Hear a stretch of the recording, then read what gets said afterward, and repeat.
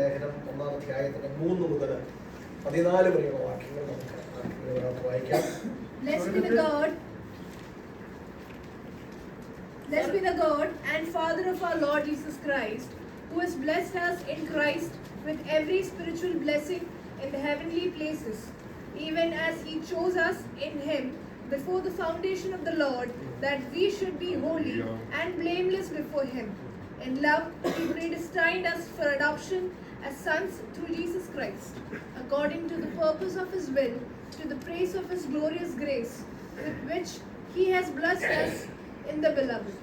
In Him we have redemption, through His blood, the forgiveness of His trespasses, according to the riches of His grace, which He lavished upon us in all the wisdom and sight, making known to us the mystery of His will, according to His purpose, which He set forth in Christ, as a plan for the fullness of His time, to unite all things in Him, things in heaven and things on earth. In Him we have obtained an inheritance, having been predestined according to the purpose of Him who works all things according to the counsel of His will, so that we who were the first to hope in Christ might be to the praise of His glory. In Him you also, when you heard the word of truth, the gospel of your salvation, and believed in Him, were sealed with the promise of Holy Spirit. Amen. സ്വർഗത്തിലെ സകല ആത്മീയ അനുഗ്രഹത്താലും നമ്മെ ക്രിസ്തുവിൽ അനുഗ്രഹിച്ചിരിക്കുന്ന നമ്മുടെ കർത്താവായ യേശു ക്രിസ്തുവിന്റെ ദൈവവും പിതാവുമായവൻ വാഴ്ത്തപ്പെട്ടവൻ. നാം തന്റെ സന്നിധിയിൽ വിശുദ്ധരും നിഷ്കളങ്കരും ആകേണ്ടതിന് അവൻ ലോകസ്ഥാപനത്തിന് മുൻപേ നമ്മെ അവനിൽ തിരഞ്ഞെടുക്കുകയും തിരുഹിതത്തിന്റെ പ്രസാദപ്രകാരം യേശു ക്രിസ്തു മുഖാന്തരം നമ്മെ ദത്തെടുക്കേണ്ടതിന് അവൻ പ്രിയനായവനിൽ നമുക്ക് സൗജന്യമായി നൽകിയ തന്റെ കൃപാമഹത്വത്തിന്റെ പൂഴ്ചയ്ക്കായി സ്നേഹത്തിൽ നമ്മെ മുൻ നിയമിക്കുകയും ചെയ്തുവല്ലോ. അവനിൽ നമുക്ക് അവന്റെ രക്തത്താൽ അതിക്രമങ്ങളുടെ മോചനമെന്ന വീണ്ടെടുപ്പ് ഉണ്ട്. അത് അവൻ നമുക്ക് താൻ ധാരാളമായി കാണിച്ച കൃപാധനപ്രകാരം സകല ജ്ഞാനവും വിവേകവുമായി നൽകിയിരിക്കുന്നു. അവനിൽ താൻ മുൻനിർണയിച്ച തന്റെ പ്രസാദത്തിന് തക്കവണ്ണം തന്റെ ഹിതത്തിന്റെ മർമ്മം അവൻ നമ്മോട് അറിയിച്ചു. അത് സ്വർഗത്തിലും ഭൂമിയിലുമുള്ളത് എല്ലാം പിന്നെയും ക്രിസ്തുവിൽ ഒന്നായി ചേർക്കുക എന്നിങ്ങനെ കാലസമ്പൂർണതയിലെ വ്യവസ്ഥയ്ക്കായി കൊണ്ട് തന്നെ അവനിൽ നാം അവകാശവും പ്രാപിച്ചു. തന്റെ ഹിതത്തിന്റെ ആലോചന പോലെ സകലം പ്രവർത്തിക്കുന്നവന്റെ നിർണയപ്രകാരം മുൻ നിയമിക്കപ്പെട്ടത് മുമ്പിൽ കൂട്ടി ക്രിസ്തുവിൽ ആശ വച്ചവരായ ഞങ്ങൾ അവന്റെ മഹത്വത്തിന്റെ പൂഴ്ചയ്ക്കാകേണ്ടത് തന്നെ. അവനിൽ നിങ്ങൾക്കും നിങ്ങളുടെ രക്ഷയെക്കുറിച്ചുള്ള സുവിശേഷം എന്ന സത്യവചനം നിങ്ങൾ കേൾക്കുകയും അവനിൽ വിശ്വസിക്കുകയും ചെയ്തിട്ട് തന്റെ സ്വന്തം ജനത്തിന്റെ വീണ്ടെടുപ്പിനു വേണ്ടി തന്റെ മഹത്വത്തിന്റെ പൂഴ്ചയ്ക്കായിട്ട് നമ്മുടെ അവകാശത്തിന്റെ അച്ചാരമായ വാഗ്ദത്തത്തിൻ പരിശുദ്ധാത്മാവിനാൽ മുദ്രയിട്ടിരിക്കുന്നു. പരിശുദ്ധനായ കർത്താവേ, ഞങ്ങൾ നിന്റെ മുഖത്തേക്ക് നോക്കുന്നു. നിന്റെ വചനം ഞങ്ങൾക്ക് വിഭാഗിച്ചു തരണമേ. വചനത്തെ കർത്താവെ തുറക്കുവാനുള്ള പ്രാപ്തി അടിയിൽ നൽകി തരണമേ. അത് ഗ്രഹിപ്പാൻ ദൈവജനത്തെ ഒരുക്കണമേ. സകല മഹത്വം നീ കൽപ്പിക്കുന്നു യേശു ക്രിസ്തുവിൻ നാമത്തിൽ തന്നെ. ദൈവം വാഴ്ത്തപ്പെടട്ടെ. ഞാൻ ആ വായിച്ച വാക്യങ്ങളെല്ലാം പ്രസംഗിക്കാനല്ല, അത് മുഴുവൻ പ്രസംഗിക്കണമെങ്കിൽ ചില ആഴ്ചകൾ വേണ്ടി വരും. അതുകൊണ്ട് ഞാനതിനെ ബ്രേക്ക് ചെയ്ത് ഒന്നിലധികം മെസ്സേജുകളായിട്ടായിരിക്കാം അത് പറയുന്നത്. ഞാൻ ഇന്ന് കഴിഞ്ഞ 2 ആഴ്ചയിൽ 1-ാം അധ്യായത്തിന്റെ 3-ാം വാക്യം വായിച്ചു. ഞാൻ ഇന്ന് ഫോക്കസ് ചെയ്യുന്നത് ആ വാക്യത്തിലേക്കാണ്. എന്നിട്ട് ബാക്കിയുള്ള വേണ്ട ഭാഗങ്ങളിലേക്ക്. അത് നമ്മുടെ മലയാളം ബൈബിളിൽ അല്ലെങ്കിൽ ഇംഗ്ലീഷ് ബൈബിളിലൊക്കെ പല സെന്റൻസുകളായിട്ട് ബ്രേക്ക് ചെയ്താണ് ആ സെന്റൻസുകൾ നിൽക്കുന്നത് അല്ലേ. ഉദാഹരണത്തിന് സ്വർഗ്ഗത്തിലെ സകല ആത്മീയ അനുഗ്രഹത്താൽ നമ്മെ ക്രിസ്തുവിൽ അനുഗ്രഹിച്ചിരിക്കുന്ന നമ്മുടെ കർത്താവായ യേശു ക്രിസ്തുവിന്റെ ദൈവവും പിതാവുമായവൻ വാഴ്ത്തപ്പെട്ടവൻ ഒരു സെന്റൻസ് ആണ്. നാം അവന്റെ സന്നിധിയിൽ വിശുദ്ധരും നിഷ്കളങ്കരമാകേണ്ടതിന് അവൻ ലോകസ്ഥാപനത്തിന് മുമ്പേ നമ്മെ ഒരു തെരഞ്ഞെടുക്കുകയും ദൈവത്തിന്റെ പ്രസാദപ്രകാരം യേശു ക്രിസ്തു മുഖാന്തരം നമ്മെ ദത്തെടുക്കേണ്ടതിനും പ്രിയനായവന് സൗജന്യമായി നൽകിയ കൃപാധനത്തിന്റെ മഹത്വത്തിന്റെ പൂഴ്ചയ്ക്കായി സ്നേഹത്തിൽ നമ്മെ മുൻനിയമിക്കുകയും ചെയ്തുവല്ലോ. അത് മറ്റൊരു സെന്റൻസ് ആണ്. അങ്ങനെ ഒരു 4-5 സെന്റൻസ് ആയിട്ട് ബ്രേക്ക് ചെയ്തിട്ടാണ് നമ്മുടെ ബൈബിളിൽ, അതായത് പ്രത്യേകിച്ച് ഇപ്പം നമ്മുടെ മലയാളം ബൈബിളിൽ കൊടുത്തിരിക്കുന്നത്. ഇംഗ്ലീഷ് ബൈബിളിൽ അതിനേക്കാൾ NIV-ലൊക്കെ കുറെ കൂടെ ബ്രേക്ക് ചെയ്തിട്ടുണ്ട്. അതിന്റെ ഒറിജിനൽ ഭാഷയിൽ 3-ാമത്തെ വാക്യം മുതൽ 14-ാമത്തെ വാക്യം വരെ ഒറ്റ സെന്റൻസ് ആണ്. ഒരു കോമ്പൗണ്ട് കോംപ്ലക്സ് സെന്റൻസ് ആണ്. ഏതാണ്ട് ഇംഗ്ലീഷിൽ NIV ആണെന്ന് തോന്നുന്നു 202 വാക്കുകളുള്ള ഒരൊറ്റ സെന്റൻസ്. അപ്പോൾ അതിനെ അടിച്ചു പെറുക്കി എടുക്കാൻ തന്നെ അല്പം ബുദ്ധിമുട്ടാണ്. നിങ്ങൾ വായിച്ചപ്പോൾ തന്നെ നിങ്ങൾക്ക് മനസ്സിലാക്കാൻ കാണും. അവന്റെ കൃപാമഹത്വത്തിന്റെ പുകഴ്ചയ്ക്കായി, തിരുഹിതത്തിന്റെ പ്രസാദത്തിനായി, തന്റെ കൃപാ ധനപ്രകാരം എന്നൊക്കെ തുടങ്ങി അവന്റെ മഹത്വത്തിന്റെ പുകഴ്ചയാകേണ്ടതിന് തന്റെ ഹിതത്തിന്റെ ആലോചന പോലെ പിന്നെ മഹത്വത്തിന്റെ പുകഴ്ചയ്ക്കായി. സോ നമ്മൾ വായിക്കുന്നതോറും കൺഫ്യൂസ്ഡ് ആകുന്ന ഒരു കൺസ്ട്രക്ഷനാണ് വേദപുസ്തക ഭാഗം. കഴിഞ്ഞ ആഴ്ചയിൽ ഞാൻ പറഞ്ഞു നിർത്തിയ ഒരു ഭാഗം പറഞ്ഞുകൊണ്ട് ഞാൻ ആരംഭിക്കാം. ഈ പുസ്തകം പറയുന്നത് ദൈവജനത്തിനായിട്ടുള്ള ദൈവം ഒരുക്കി വെച്ചിരിക്കുന്ന ധനത്തെ കുറിച്ചാണ്. ചില ആളുകളുണ്ട്, അവര് എത്ര ധനികന്മാരാണെങ്കിലും വളരെ വളരെ ദരിദ്രമായ അവസ്ഥയിൽ ജീവിക്കാനായിരിക്കും അവർ ഇഷ്ടപ്പെടുന്നത്. ഒന്നെങ്കിൽ അവരുടെ മൈസാർലിനെസ് ആയിരിക്കും അതിന്റെ കാരണം, അവരുടെ പിശുക്കത്തരമായിരിക്കാം അതിന്റെ കാരണം. എന്ന് പറഞ്ഞാൽ ഇഷ്ടംപോലെ ഉണ്ട്, പക്ഷേ ഒരു നേരത്തെ നല്ല ആഹാരം പോലും ഒരു കഴിക്കത്തില്ല. ചിലർക്ക് അവർക്ക് ഇതൊക്കെ ഉണ്ടായെന്നുള്ളത് അവർക്ക് തന്നെ അറിയില്ല. ഞാൻ ഇന്ന് ഈ ദിവസങ്ങളിൽ ചില കാര്യങ്ങളൊക്കെ ഞാൻ ഗൂഗിളിൽ ഇതുമായി ബന്ധപ്പെട്ട് സെർച്ച് ചെയ്തപ്പോൾ ഒരു മനുഷ്യന്റെ പേര് കണ്ടു, ഭാരത് ജെയിൻ. അദ്ദേഹം ബോംബെയിലുള്ള ആളാണ്, ഒരു പിച്ചക്കാരനാണ്, ഒരു യാചകനാണ്.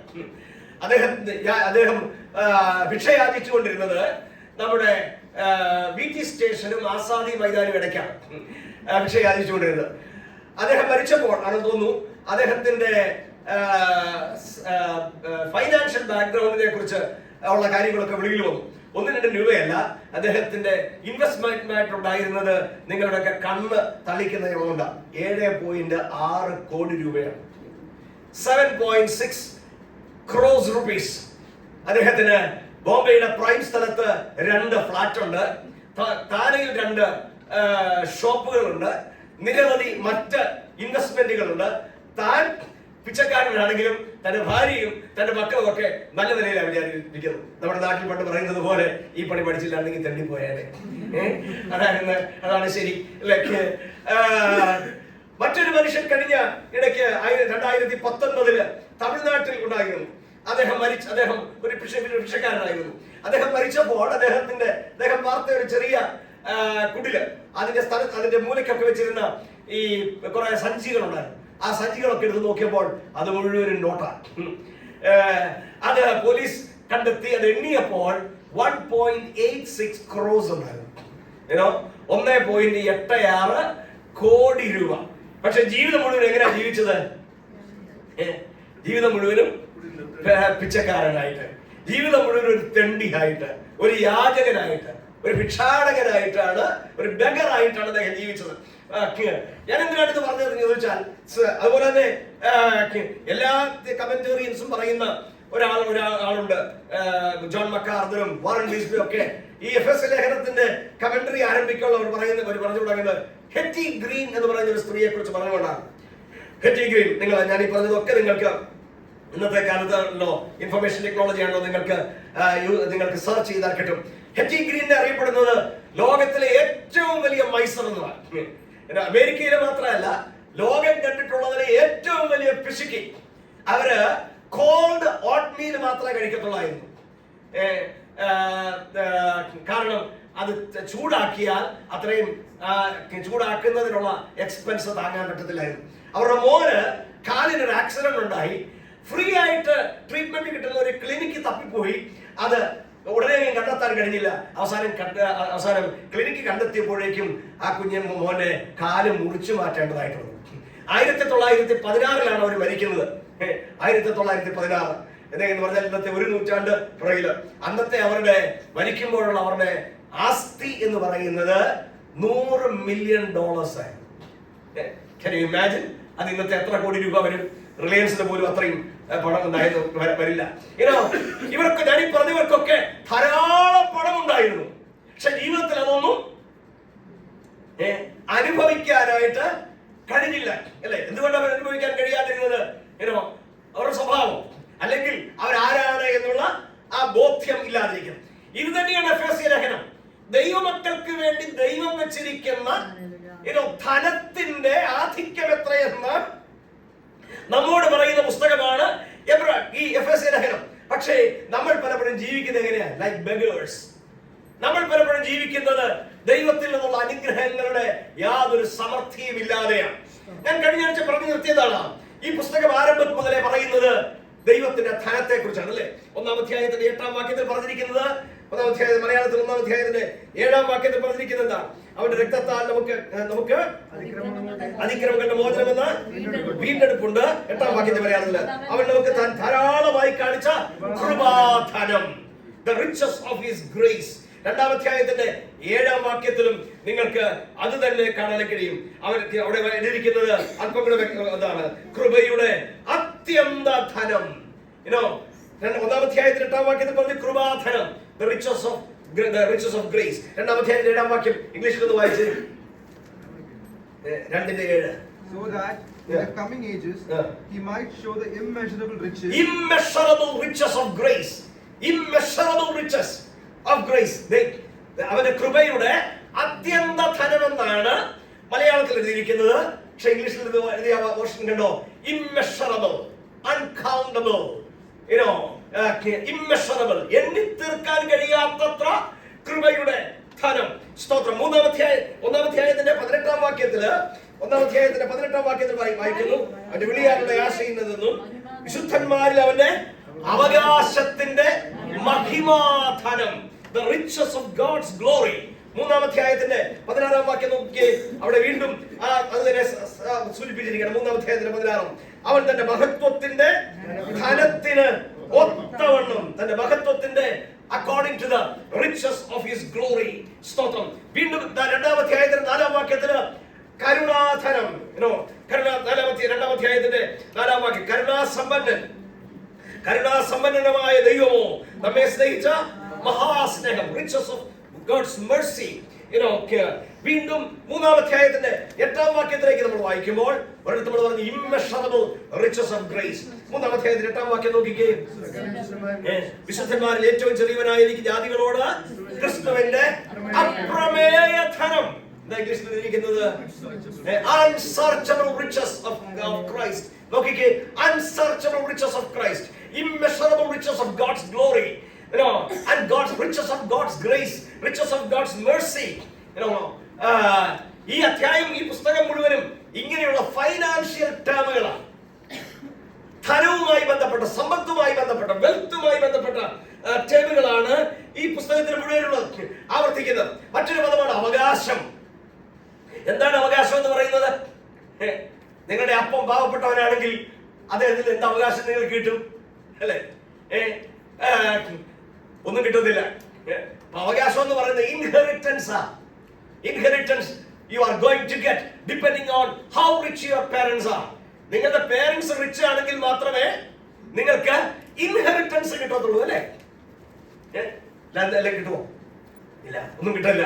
ഈ പുസ്തകം നിങ്ങൾ നോക്കിക്കേ, അതിന് 1-ാം അധ്യായത്തിന് 11-ാമത്തെ വാക്യം നോക്കിക്കേ. 1-ാം അധ്യായത്തിന്റെ 11-ാമത്തെ വാക്യം, അവനിൽ നാം അവകാശവും പ്രാപിച്ചു.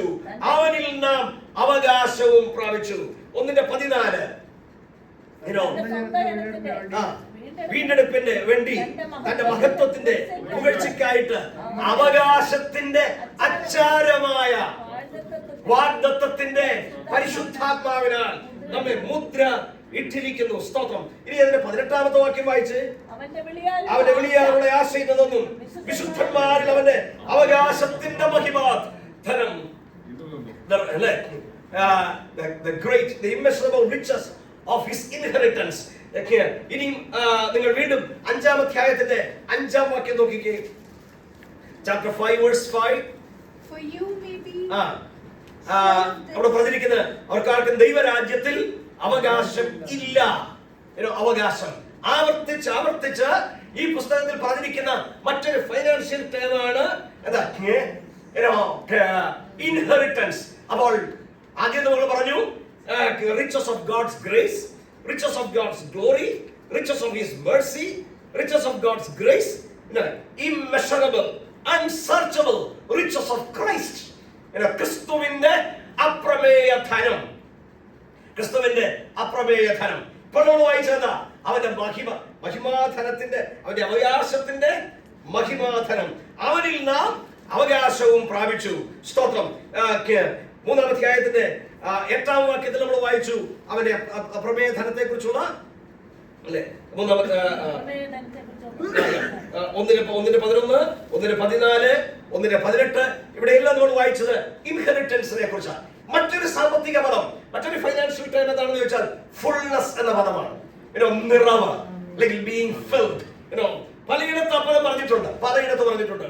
എഫെസ്യ ലേഖനം 1:10 വാക്യം നോക്കിക്കേ. എഫെസ്യ ലേഖനം 1:10 വാക്യം. As a plan for the fullness of time. അവിടെ കാലത്തിന്റെ സമ്പൂർണ്ണതയാണ്, കാലത്തിന്റെ നിറവാണ്. ഇനി 23 വാക്യം നോക്കിക്കേ. Which is his blood, the fullness of him, The fullness of him who fills all in all. Who fills All in all. മലയാളത്തിൽ വായിച്ചോട്ടെ.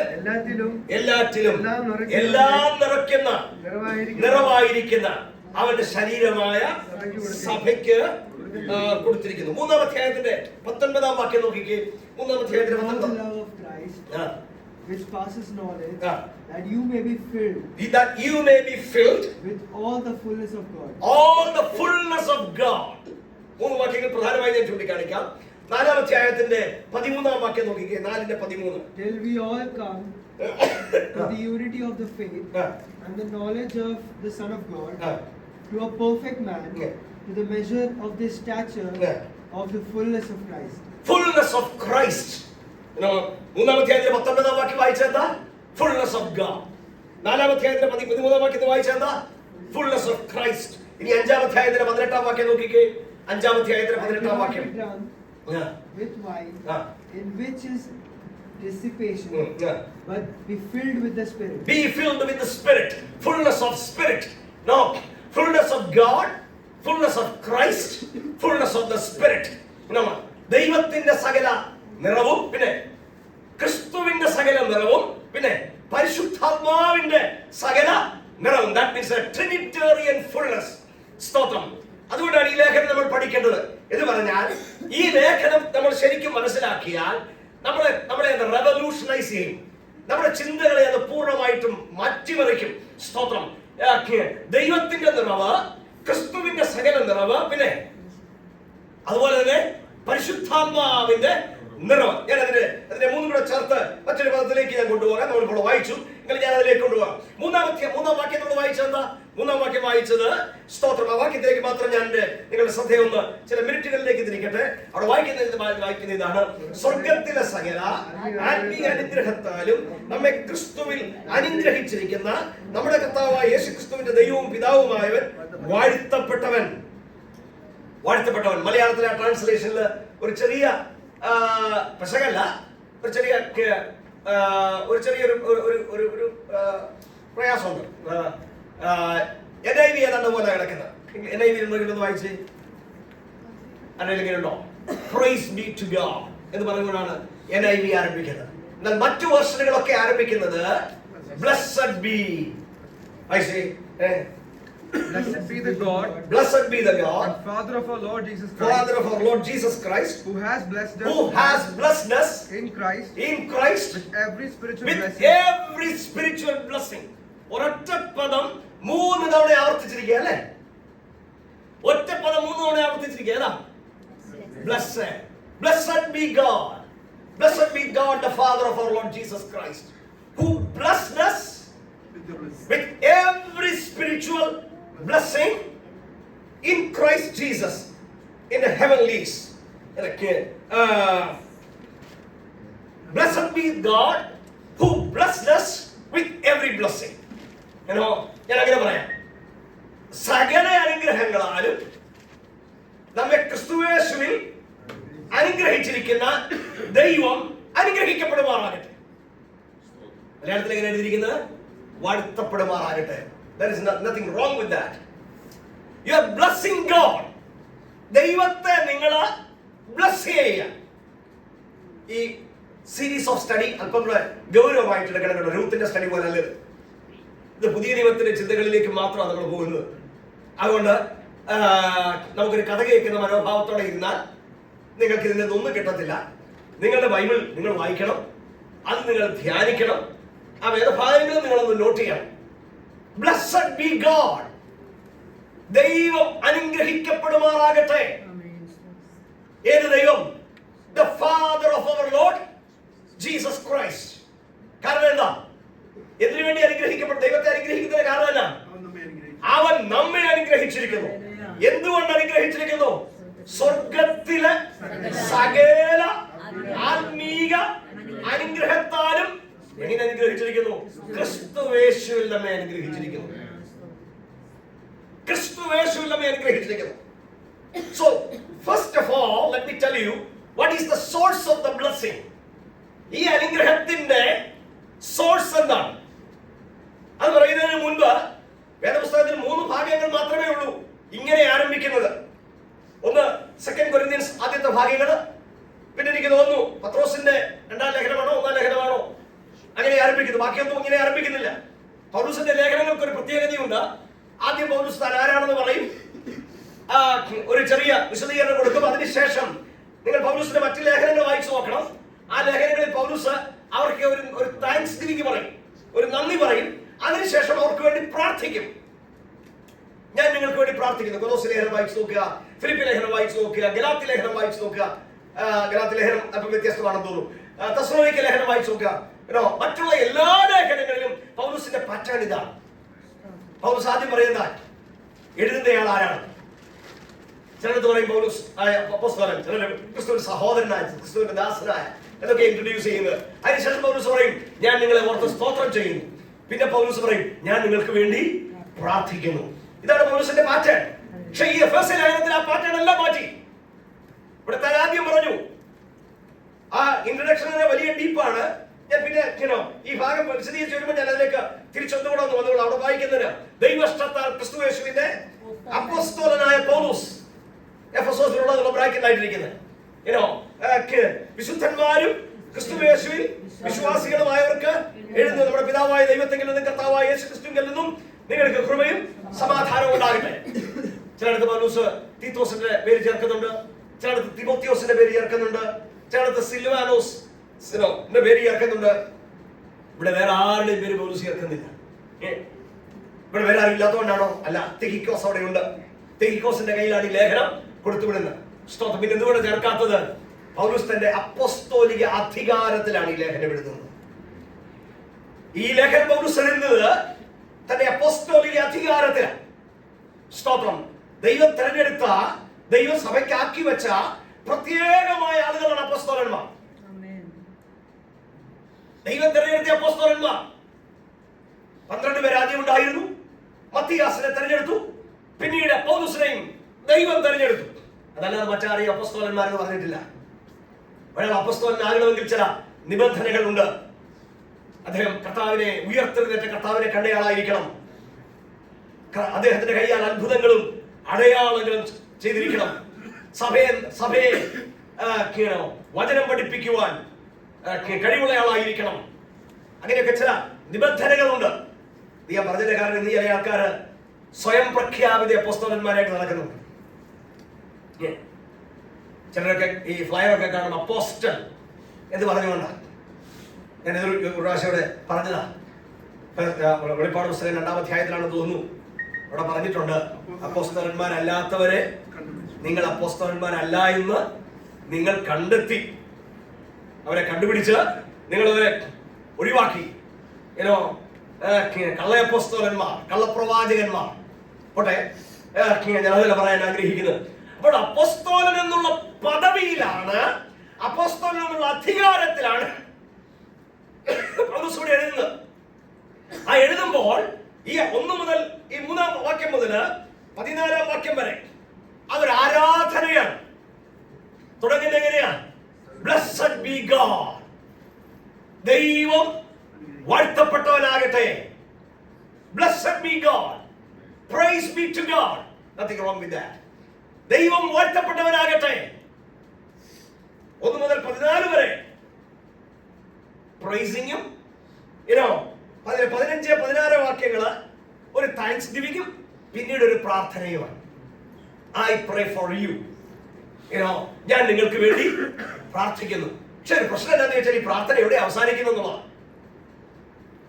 കാരണം 3-ാം അധ്യായം തീരുന്നതും പ്രാർത്ഥനയോടെ തീരുന്നത് എന്ന് പറയാൻ ചില വേദപുസ്തക പണ്ഡിതന്മാർ പറയുന്നത് ഈ പ്രാർത്ഥന ഇങ്ങനെ അങ്ങ് നീണ്ടുപോവുകയാണെന്ന്. പൗലോസ് ആരാധനയിലും പ്രാർത്ഥനയിലുമാണ്. ആ ദൈവത്തെ ആരാധിക്കുന്നതിന്റെ വണ്ടറിലാണ് പൗലോസ് എഴുതുന്നത് തന്നെ. അതുകൊണ്ടാണ് ചെറിയ വാചകങ്ങളിലേക്ക് ചുരുക്കാതെ ഒരു കാസ്കേഡ് പോലെ, ഒരു വെള്ളച്ചാട്ടം പോലെ പൗലോസിൽ നിന്ന് ചില വാക്കുകൾ ഇങ്ങനെ വീഴുകയാണ്. സ്തോത്രം. അതൊക്കെ പിന്നാലെ വിശദീകരിച്ച് ഞാൻ പറയാം. ഞാൻ പറഞ്ഞു വന്നത്, so what is the source of this blessing? ഈ അനുഗ്രഹങ്ങളുടെ, ഈ വാഴ്ത്തലുകളുടെ ഉത്ഭവം എവിടെയാ? പൗലോസ് പറയുകയാണ്, praise be to God, or blessed be God who has blessed us with every spiritual blessing in Christ Jesus in the heavenlies. അല്ലേ? സ്വർഗത്തിലെ സകല ആത്മീക അനുഗ്രഹത്താലും നമ്മെ ക്രിസ്തുയേശുവിൽ അനുഗ്രഹിച്ചിരിക്കുന്ന നമ്മുടെ കർത്താവായ യേശു ക്രിസ്തുവിന്റെ ദൈവവും പിതാവുമായവൻ വാഴ്ത്തപ്പെടുമാറാകട്ടെ. വാഴ്ത്തപ്പെട്ടവൻ എന്ന് പറഞ്ഞുകൊണ്ടാണ് ആരംഭിക്കുന്നത്. ഇതൊരു ട്രിനിറ്റേറിയൻ ബ്ലെസ്സിംഗ് ആണല്ലേ? ഇതൊരു ട്രിനിറ്റേറിയൻ ബ്ലെസ്സിംഗ് ആണ്. മുമ്പേ ഞാൻ പറഞ്ഞു, ഒരു ട്രിനിറ്റേറിയൻ ഫുൾനെസ് ഞാൻ പറഞ്ഞു. Fullness of God, fullness of Christ, fullness of the spirit. ദൈവത്തിന്റെ നിറവ്, ക്രിസ്തുവിന്റെ നിറവ്, ആത്മാവിന്റെ നിറവ്. ഇപ്പോൾ നിങ്ങൾ നോക്കിക്കേ, ഈ വാക്യത്തെ ഒന്ന് അനലൈസ് ചെയ്ത്. പിതാവായ ദൈവം അവിടെ ഉണ്ടല്ലേ? ആരെയും വാഴ്ത്തുന്നത്? നമ്മുടെ കർത്താവായ യേശു ക്രിസ്തുവിന്റെ ദൈവവും പിതാവുമായവൻ അല്ലേ വാഴ്ത്തുന്നത്. കർത്താവായ യേശു ക്രിസ്തു അവിടെ ഉണ്ട്. പരിശുദ്ധാത്മാവ് അവിടെ ഉണ്ടോ? ഉണ്ട്. ഇവിടെ വായിക്കുന്ന സ്വർഗത്തിലെ സകല ആത്മീക അനുഗ്രഹങ്ങൾ. സ്വർഗത്തിലെ സകല ആത്മീക അനുഗ്രഹങ്ങൾ എന്ന് പറഞ്ഞിരിക്കുന്ന ആ പദത്തിന്റെ അർത്ഥം the blessings that comes through the Holy Spirit. Spiritual blessing എന്ന് പറഞ്ഞിരിക്കുന്നത്, the proper meaning is, the blessings that comes through the Holy Spirit. പരിശുദ്ധാത്മാവ് നിമിത്തം വരുന്ന അനുഗ്രഹങ്ങൾ, അതിനെയാണ് ആത്മീയ അനുഗ്രഹങ്ങൾ എന്ന് പറയുന്നത്. അപ്പൊ ഞാൻ പറഞ്ഞു വന്നത്, ഇതൊരു ട്രിനിറ്റേറിയൻ ബ്ലെസ്സിംഗ് ആണ്. അപ്പൊ ദൈവത്തെ ആരാധിക്കുന്നത്, പൗലോസിന്റെ ആരാധന തുടങ്ങുന്നത് യേശുക്രിസ്തുവിന്റെ ദൈവവും പിതാവുമായ പിതാവിനെ ആരാധിക്കുകയാണ്. പരിശുദ്ധാത്മാവിലൂടെ ലഭിച്ച, ക്രിസ്തുവിൽ ലഭിച്ച അനുഗ്രഹങ്ങൾക്ക് വേണ്ടിയാണ് അല്ലെ? അപ്പൊ എന്തൊക്കെയായി അനുഗ്രഹങ്ങൾ? അനുഗ്രഹം നമുക്കെല്ലാം ഇഷ്ടമാണല്ലേ? പഴയ നിയമത്തിലുണ്ട്, പുതിയ നിയമത്തില് അനുഗ്രഹങ്ങളുണ്ട്. പക്ഷേ യഥാർത്ഥത്തിൽ ഏത് അനുഗ്രഹങ്ങൾക്ക് വേണ്ടിയാണ് അപ്പോസ്തലനായ പൗലോസ് ഇവിടെ ദൈവത്തെ ഇത്രയധികം കലവറ കൂടാതെ വാഴ്ത്തുന്നത്? താൻ പറഞ്ഞിരിക്കുന്നത് ഏതൊക്കെ അനുഗ്രഹം നമുക്ക് നൽകി തന്നെന്നാ പറഞ്ഞിരിക്കുന്നത്? സ്വർഗത്തിലെ സകല ആത്മീക അനുഗ്രഹങ്ങൾ. സ്വർഗത്തിലെ സകല ആത്മീക അനുഗ്രഹങ്ങൾ. So the source of blessing, ഇവിടുത്തെ അനുഗ്രഹത്തിന്റെ സോഴ്സ് ആരാണ്? ഈ അനുഗ്രഹത്തിന്റെ ഉറവിടമാരാണ്? പിതാവായ ദൈവം. ഇനി നിങ്ങൾ താഴേക്ക് വായിച്ചാൽ, ആ 14 വരെയുള്ള വാക്യങ്ങൾ വായിച്ചാൽ എന്തൊക്കെ അനുഗ്രഹങ്ങളെന്ന് പറഞ്ഞിട്ടുണ്ട്. വരും ദിവസങ്ങളിൽ ഞാൻ കൂടുതൽ പറയാം. ഒന്ന് ഞാൻ വേഗത്തിൽ നിന്ന് ചൂണ്ടിക്കാണിക്കാം. പ്രധാനമായിട്ട് 7 ചിലപ്പോൾ അതിൽ കൂടുതലോ നമുക്ക് പറയാൻ പറ്റും. ഒന്ന്, അവൻ നമ്മെ തെരഞ്ഞെടുത്തു. 4-ാം വാക്യത്തിൽ അല്ലെ? നോക്കിക്കേ, നാം അവന്റെ സന്നിധി വിശുദ്ധരും നിഷ്കളങ്കരുമാകേണ്ടതിന് അവൻ. ആരാണ് അവൻ? പിതാവായ ദൈവം. He chose us. ഇംഗ്ലീഷിൽ വായിച്ചാൽ വളരെ ക്ലിയർ ആണ്. He chose us. പിന്നെ പറഞ്ഞിരിക്കുന്നു, He predestined us. അവൻ നമ്മളെ നിയമിച്ചു. പിന്നെ He adopted us. അവൻ നമ്മളെ അഡോപ്റ്റ് ചെയ്തു. പിന്നെ അവന്റെ രക്തത്താൽ അതിക്രമങ്ങളുടെ മോചനമെന്ന വീണ്ടെടുപ്പ് നമുക്ക് നൽകി തന്നു. പിന്നെ താഴേക്ക് വായിച്ചു വരുമ്പോൾ അവന്റെ ഹിതത്തിന്റെ മർമ്മം നമ്മോട് അറിയിച്ചു. അല്പം കൂടെ താഴേക്ക് വായിച്ചു വരുമ്പോൾ സുവിശേഷത്തെ തന്റെ ഹിതത്തിന്റെ ആലോചന പോലെ സകലവും നിവർത്തിക്കുന്ന നിർണയപ്രകാരം മുൻനിരപ്പിക്കപ്പെട്ടത് മുൻപിൽ കുട്ടി ക്രിസ്തുവിൽ ആശുവച്ചവരായ അവന്റെ മഹത്വത്തിന്റെ പുകഴ്ചയ്ക്ക് ആകേണ്ടതിന് തന്നെ he revealed his will, his purpose for us. കുറച്ചുകൂടെ താഴേക്ക് വായിച്ചു 13-ാം വാക്യത്തില് അവൻ രക്ഷയെക്കുറിച്ചുള്ള സുവിശേഷം നിങ്ങൾ കേൾക്കുകയും അവൻ വിശ്വസിക്കുകയും ചെയ്യാൻ ദൈവം പ്രാപ്തി തന്നു. പിന്നെ ഏറ്റവും അവസാനത്തെ വാക്യത്തിലേക്ക് വരുമ്പോൾ പരിശുദ്ധാത്മാവിനാൽ നിങ്ങളെ മുദ്രയിട്ടു. നിങ്ങൾ ഇംഗ്ലീഷ് ബൈബിൾ എടുത്തിട്ട് നമ്മുടെ പിള്ളേരൊക്കെ അതാണല്ലോ ഉപയോഗിക്കുന്നത്. ഹി ആൻഡ് ഹിസ് എന്ന് പറഞ്ഞിരിക്കുന്ന ഓരോന്നും ഒന്ന് അണ്ടർലൈൻ ചെയ്ത് നോക്കുക. ഓരോന്നും ഒന്ന് അണ്ടർലൈൻ ചെയ്ത് നോക്കുക. അതെല്ലാം പിതാവ് ചെയ്തിരിക്കുന്നു. എന്നാൽ പിതാവ് ചെയ്തത് മാത്രമല്ല, ഞാൻ പറഞ്ഞത് ഇതൊരു ട്രിനിറ്റേറിയൻ ബ്ലെസ്സിംഗ് ആണ്, ഇതൊരു ത്രിത്വ ബ്ലെസ്സിംഗ് ആണ്. അപ്പൊ ആരൊക്കെ ചെയ്തതുണ്ട്?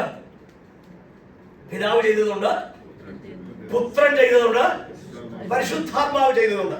ഞാൻ നിങ്ങൾക്ക് മനസ്സിലാക്കാൻ വേണ്ടി വേഗത്തിലൊന്ന് പറയാം.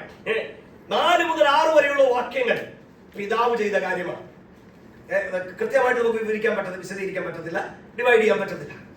കാരണം ഏതൊക്കെയാ പിതാവ് ചെയ്തത്? He chose us. നാം അവന്റെ സന്നിധിയിൽ വിശുദ്ധരും നിഷ്കളങ്കരുമാകേണ്ടതിന് എന്താ? ലോകസ്ഥാപനത്തിന് മുൻപേ നമ്മെ അവനിൽ തെരഞ്ഞെടുത്തു. He chose us before the foundation of the world, the election. വേദപുസ്തക പഠിതാക്കളെ ഏറ്റവും കൺഫ്യൂസ് ചെയ്യിക്കുന്ന ഒരു സബ്ജക്റ്റ് ആയത്. കാൽവിനിസ്റ്റുകളും അർമീനിയസ്റ്റുകളും നൂറ്റാണ്ടുകളായിട്ട് തമ്മിൽ തല്ലിക്കൊണ്ടിരിക്കുന്ന കാര്യമാണ് ഇലക്ഷൻ. പക്ഷെ അത് വേദപുസ്തക യാഥാർത്ഥ്യമാണ്. ദൈവം നമ്മെ തെരഞ്ഞെടുത്തു. ദൈവം തന്ന ഒന്നാമത്തെ അനുഗ്രഹം എന്താ? ദൈവം തന്ന ഒന്നാമത്തെ അനുഗ്രഹം പൗലോസ് പറയാണ്, Blessed be God. പിതാവായ ദൈവം വാഴ്ത്തപ്പെടട്ടെ. എന്തിനു വാഴ്ത്തപ്പെടട്ടെ? He chose us. തന്നെ കൊണ്ട് ഉൾപ്പെടുത്തി നമ്മെ തെരഞ്ഞെടുത്തു. എന്നെ തെരഞ്ഞെടുത്തതല്ല, നിങ്ങളെയും എന്നുള്ള നിലയിൽ പൗലോസ് പറയുന്നത്. എപ്പോൾ തെരഞ്ഞെടുത്തു? Before the foundation of the world. ലോകസ്ഥാപനത്തിന് മുൻപേ തെരഞ്ഞെടുത്ത്. ഞാൻ വിശദീകരിക്കാം. ഈ ഭാഗ്യങ്ങളൊന്ന് അടിച്ചു പെറുക്കിട്ട് ഞാൻ വിശദീകരിക്കാം. അതിന്റെ പർപ്പസോടെ പറഞ്ഞിട്ടുണ്ട്. എന്തിനാ പർപ്പസ്? എന്താ ദൈവത്തിന്റെ പർപ്പസ്? എന്തുവാ?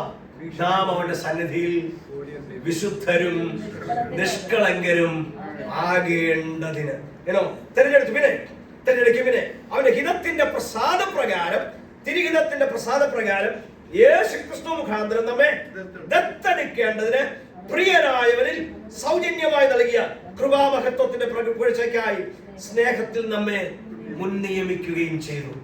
എങ്ങനെയാണ് ഞാൻ ഇതൊക്കെ വിശദീകരിക്കുന്നത്? He chose us. അവൻ നമ്മെ തെരഞ്ഞെടുത്തു. എപ്പോൾ തെരഞ്ഞെടുത്തു? Before the foundation of the world. രണ്ടു പറയുകയാണ്, ഹി നമ്മെ ദത്തെടുക്കേണ്ടതിന്. ഈ ദത്തെടുപ്പ് ഇതിനെ കാണിക്കുന്ന പ്രായമുള്ളവരെ ദത്തെടുക്കാറില്ലല്ലോ. അഡോപ്റ്റ് ചെയ്യുന്നത് ആരെയാ? കുഞ്ഞുങ്ങളെ അല്ലേ? അഡോപ്റ്റ് ചെയ്ത് കഴിഞ്ഞാലോ that child become the member of a family. ഒരു കുടുംബത്തിന്റെ അംഗമായി തീരുകയാണ്. നമുക്കറിയാം, കേരളത്തിൽ നിന്നൊക്കെ ധാരാളം കുഞ്ഞുങ്ങൾ ദത്തെടുക്കപ്പെടുന്നുണ്ട്. കഴിഞ്ഞ കുറച്ച് നാളുകൾക്ക് മുമ്പൊക്കെ പലപ്പോഴും വാർത്തകൾ വരുമായിരുന്നു. ജർമ്മനിയിലേക്ക് ദത്തെടുക്കപ്പെട്ടു പോയവർ, അമേരിക്കയിലേക്ക് ദത്തെടുക്കപ്പെട്ടു പോയവർ, മറ്റ് രാജ്യങ്ങളിലേക്കൊക്കെ ദത്തെടുക്കപ്പെട്ടു പോയ കുഞ്ഞുങ്ങൾ പ്രായമായി കഴിയുമ്പോൾ അവരുടെ വേരുകള് കേരളത്തിലാണ്, ഇന്ത്യയിലാണെന്ന് തിരിച്ചറിഞ്ഞിട്ട് അവർ തിരിച്ചുവിടെ വന്ന് അവരെ ഏത് സ്ഥാപനത്തിൽ നിന്നാണോ ദത്തെടുത്തത് ആ റെക്കോർഡ്സ് നോക്കിയിട്ട് അവരുടെ അപ്പനെയും അമ്മയൊക്കെ കണ്ടുപിടിക്കാൻ ഒരു ശ്രമമൊക്കെ നടത്തി. നിങ്ങൾ വായിച്ചിട്ടുണ്ടാവുമല്ലോ. അവരുടെ അപ്പനും അമ്മ ആരാ? Very poor. ചില ഒക്കെ വിറ്റത് പല സാഹചര്യങ്ങളിലായിരിക്കാം. ചിലരൊക്കെ അവരെ വളർത്താൻ നിർവാഹമില്ലാതെയാ. പക്ഷെ ആ കുഞ്ഞുങ്ങളൊക്കെ ഇന്നാരായി? They become the members of very rich families.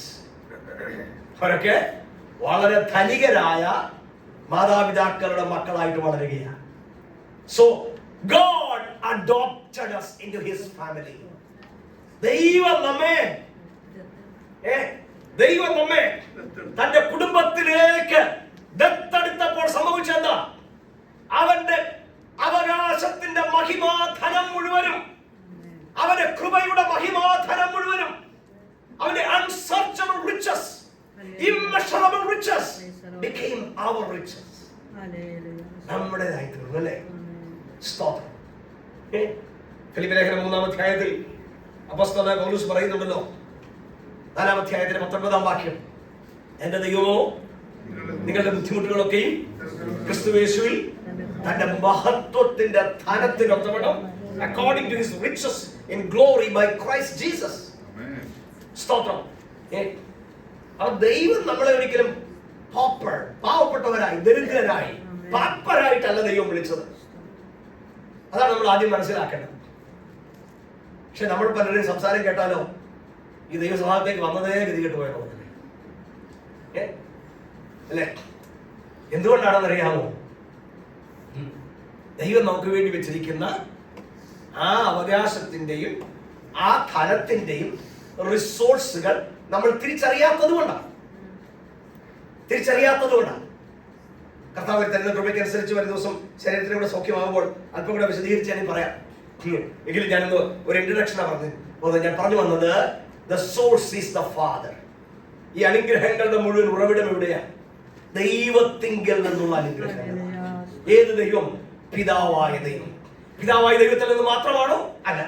4 മുതൽ 6 വരെയുള്ള വാക്യം ഞാൻ പറഞ്ഞു, പിതാവിന്റെ അനുഗ്രഹങ്ങൾ. ഇനി 6 മുതൽ നിങ്ങൾ താഴേക്ക് വായിച്ചാൽ ഒരു 9-10 വാക്യം വരെ blessings from the Son. വീണ്ടെടുപ്പ് ആരാ തന്നത്? പിതാവിലൂടെ. പിതാവാണ്, അത് പുത്രനിലൂടെയാണ് നമുക്ക് നൽകുന്നത് അല്ലേ? അവരെ അവന്റെ രക്തത്താൽ നമുക്ക് അതിക്രമങ്ങളുടെ മോചനമെന്ന് വീണ്ടെടുപ്പുണ്ട്. അതാരുടെ കാര്യമാണ് പറഞ്ഞിരിക്കുന്നത്? യേശു ക്രിസ്തുവിന്റെ കാര്യമാണ് പറഞ്ഞിരിക്കുന്നത് അല്ലെ? അവന്റെ പ്രസാദത്തിനൊത്തോളം തന്റെ ഹിതത്തിന്റെ മർമ്മം അവൻ നമ്മോട് അറിയിച്ചു. എന്താ ദൈവം അറിയിച്ച മർമ്മം?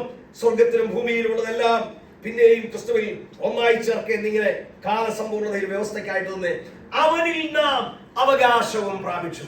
ഞാനത് ഒന്നുകൂടെ തിരിച്ചു പോകുമ്പോൾ ഞാൻ പറയാം. In him we got. അവിടെ ഒരു വാക്ക് പറഞ്ഞിട്ടുണ്ട്. 3-ാം വാക്യം ഒന്നുകൂടെ വായിച്ച്, സ്വർഗത്തിലെ സകല ആത്മീക അനുഗ്രഹത്താലും നമ്മെ ക്രിസ്തുവിൽ in Christ. ദിവസം പഠിക്കാൻ താല്പര്യമുള്ളവർക്ക് ഞാനൊരു എക്സസൈസ് തരിക. വീട്ടിൽ ചെന്നിട്ടൊന്ന് ഒന്ന് അണ്ടർലൈൻ ചെയ്ത് നോക്കണം. In Christ, in him, in whom, in the beloved എന്നുള്ള വാക്കുകൾ നിങ്ങളൊന്ന് അണ്ടർലൈൻ ചെയ്യണം. അതെല്ലാം ആരെ കുറിച്ചാണ് പറഞ്ഞിരിക്കുന്നത്? ക്രിസ്തുവിനെ കുറിച്ചാണ്. ക്രിസ്തുവിൽ. നിങ്ങൾ നമുക്കൊന്ന് നോക്കിക്കേ, ആദ്യ വാക്യം മുതൽ നോക്കിക്കേ, 1-ാമത്തെ വാക്യം നോക്കിക്കേ. ക്രിസ്തു യേശുവിൽ വിശ്വാസികളായിരിക്കുന്നവർ അല്ലേ? ക്രിസ്തു യേശുവിൽ വിശ്വാസം. 3-ാം വാക്യത്തിൽ വായിച്ചാൽ ക്രിസ്തുവിൽ അനുഗ്രഹിച്ചിരിക്കുന്നു. ഇനി 4-ാം വാക്യത്തിന്റെ അവസാനം നിങ്ങൾ നോക്കി, അവനിൽ തെരഞ്ഞെടുക്കുകയും അല്ലെ? പിന്നെ 6-ാം വാക്യം നോക്കിക്കുക. ആദ്യം അവൻ പ്രിയനായവനിൽ നമുക്ക് സൗജന്യമായി നൽകിയ തന്റെ കൃപാധാനത്തിന്റെ പുകഴ്ചയ്ക്കായി സ്നേഹത്തിൽ മുൻ നിയമിക്കുകയും ചെയ്തു. ഇനി അടുത്ത വാക്യം 7-ാം വാക്യം, അവനിൽ നമുക്ക് അവന്റെ രക്തത്താൽ അതിക്രമങ്ങളുടെ മോചനമെന്ന വീണ്ടെടുപ്പുണ്ട്. പിന്നെ വീണ്ടും താഴേക്ക് വായിച്ചു വരുമ്പോൾ 9-ാം വാക്യം, അവനിൽ താൻ മുൻ നിർണയിച്ച തന്റെ പ്രസാദത്തിനൊത്തവണ്ണം തന്റെ ഹിതത്തിന്റെ മർമ്മം നമ്മോട് അറിയിച്ചു. അത് സ്വർഗത്തിലും ഭൂമിയിലുള്ളതെല്ലാം ക്രിസ്തുവിൽ ഒന്നായി ചേർക്കുക എന്നിങ്ങനെ കാലസമ്പൂർണ്ണതയിലെ വ്യവസ്ഥയ്ക്കായിക്കൊണ്ട് തന്നെ. വീണ്ടും 11-ാം വാക്യം, അവനിൽ നാം അവകാശവും പ്രാപിച്ചു. തന്റെ ഹിതത്തിന്റെ ആലോചന പോലെ സകലം നിവർത്തിക്കുന്ന പ്രകാരം മുന്നറിയിക്കപ്പെട്ടത് മുൻപിൽ കൂടി ക്രിസ്തുവിൽ ആശവച്ചവനായ ഞങ്ങൾ അവന്റെ മഹത്വത്തിന്റെ പുകഴ്ചയ്ക്കാകേണ്ടതിന് തന്നെ അവനിൽ നിങ്ങൾക്കും നിങ്ങളുടെ രക്ഷയെക്കുറിച്ചുള്ള സുവിശേഷം എന്ന സത്യവചനം നിങ്ങൾ കേൾക്കുകയും അവനിൽ വിശ്വസിക്കുകയും ചെയ്തിട്ട് സ്വന്തം ജനത്തിന്റെ വീണ്ടെടുപ്പിന് വേണ്ടി തന്റെ മഹത്വത്തിന്റെ പുകഴ്ചയ്ക്കായിട്ട് അവന്റെ അവകാശത്തിന്റെ അച്ചാരമായ വാഗ്ദത്തത്തിൻ പരിശുദ്ധാത്മാവിനാൽ മുദ്രയിട്ടിരിക്കുന്നു. 1-ാമത്തെ വാക്യം മുതൽ 14-ാമത്തെ വാക്യം വരെ അവനിൽ, ക്രിസ്തുവിൽ, പ്രിയനായവനിൽ, ക്രിസ്തുവേശുവിൽ എന്നൊക്കെയുള്ള വാക്ക് 12 തവണ കൊടുത്തിട്ടുണ്ട്. 3 മുതൽ 14 വരെയുള്ള വാക്യങ്ങളിൽ പൗലോസ് പറയുന്നത് 11 തവണ എഴുതിയിരിക്കുന്നു. എൻ്റെ ഐ നിങ്ങൾ വായിച്ചാൽ 9 തവണയുണ്ട്. ബാക്കിയുള്ള എല്ലാ വെർഷനുകളും, ഒറിജിനൽ വെർഷനും നിങ്ങൾ വായിച്ചാൽ 11 ടൈംസ്. അപ്പൊ എത്ര ആഴമായിട്ടാണ് പൗലോസ് മനസ്സിലാക്കുന്നത്. ഇനി നിങ്ങൾ 3-ാം വാക്യത്തിലേക്ക് പോവുക. പൗലോസ് പറയാണ്, അനുഗ്രഹം മുഴുവൻ എഴുന്ന വന്നത് സ്വർഗത്തിലെ സകല ആത്മീയ അനുഗ്രഹങ്ങളാലും ക്രിസ്തുയേശുവിൽ നമ്മെ അനുഗ്രഹിച്ചിരിക്കണം.